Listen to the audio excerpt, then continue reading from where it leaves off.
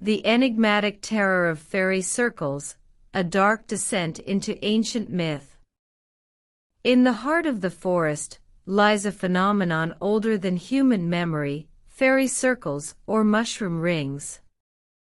These seemingly innocent rings of fungi dotting the ground have been, for millennia, whispered of in dread-laden tongues. Their scientific origins, often dismissed as mere quirks of nature, are trivial footnotes compared to the legends soaked in blood and sorrow, tales that have haunted the human imagination for ages. A circle of mushrooms, at first glance, may appear as nothing more than a quirk of the Earth's mycelium, silently threading beneath the surface like the veins of the planet itself. But those who know the old stories, the truly ancient myths steeped in darkness, understand that to stumble upon such a ring is to encounter a gateway into a realm not meant for mortal eyes. These are not natural phenomena. They are portals, haunts, or worse still, traps laid by the sinister inhabitants of a realm hidden just beneath the surface of our own. The common name, fairy circle, is deceiving.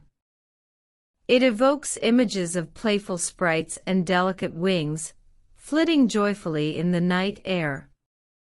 Yet, this very name is rooted in a fear older than time, for it is said that within these mushroom rings, the fair folk, a race of eldritch beings misunderstood and mistrusted, convene in the dead of night, their strange, unearthly rites hidden from mortal view.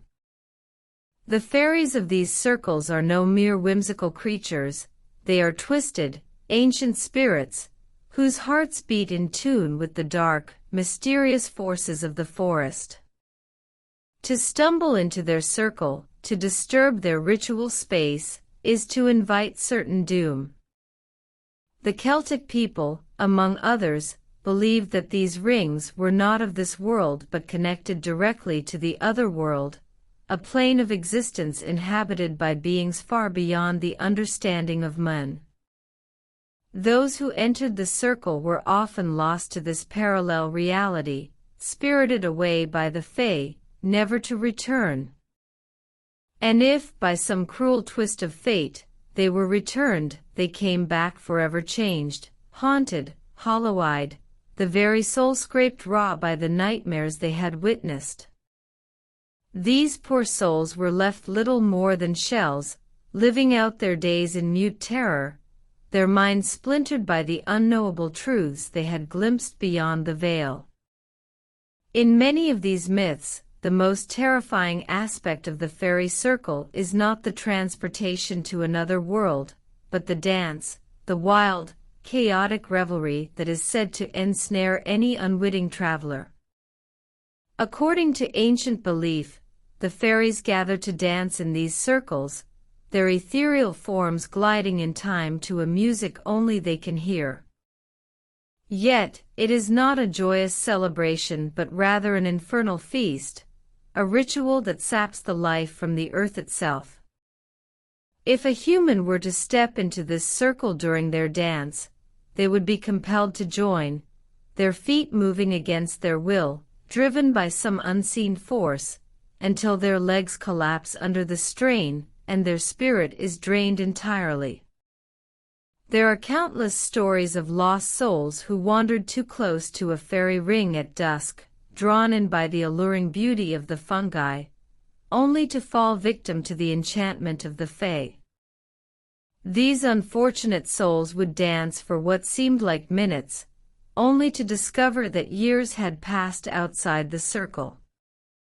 In the mythology surrounding fairy rings, the Fae themselves are as much subjects of horror as fascination.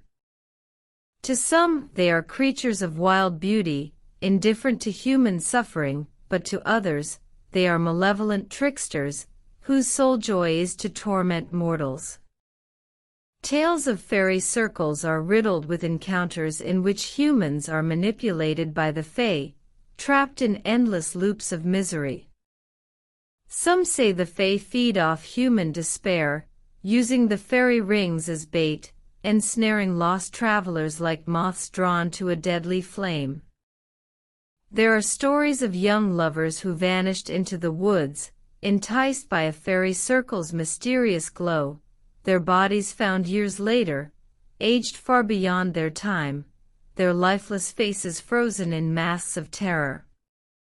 In times long past, the wise and the fearful would take every measure possible to avoid disturbing these ominous rings. Ancient rituals of protection were employed, circles of iron were laid around homes, cold iron spikes driven into the earth to prevent the fae from crossing the threshold.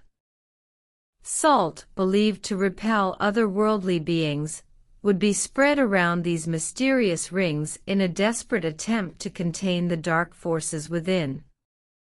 Elder trees were planted near homes and fields, for the elder was believed to house benevolent spirits that could counteract the fae's wickedness. To this day, whispers persist in rural villages and among those who dare venture into the deep, untouched forests. Modern science may seek to explain these rings away, attributing them to the spread of fungal mycelium beneath the soil. Yet even now, in those moments just before dawn, or in the twilight hours when the world is between day and night, there are those who claim to hear distant, spectral music coming from the direction of the rings. And if one listens closely enough, they can almost make out the haunting sound of footsteps, of an ancient dance echoing across time, growing louder with each heartbeat. And so, the fairy circle remains a symbol of perilous temptation. What begins as a beautiful and seemingly innocent formation of mushrooms becomes, under the weight of ancient myth, a sight of dread and fascination. To approach a fairy circle is to risk being ensnared in the eternal mysteries of an ancient race, far older than mankind, whose motives are as inscrutable as they are dangerous. For those foolish enough to tread too close, beware, for beneath the soft glow of the moon, when the world is half asleep, these rings of fungi become hungry mouths, ever waiting to swallow the curious, the bold, and the lost into their endless, nightmarish embrace. If you enjoyed this video, please subscribe to the channel. See you next time.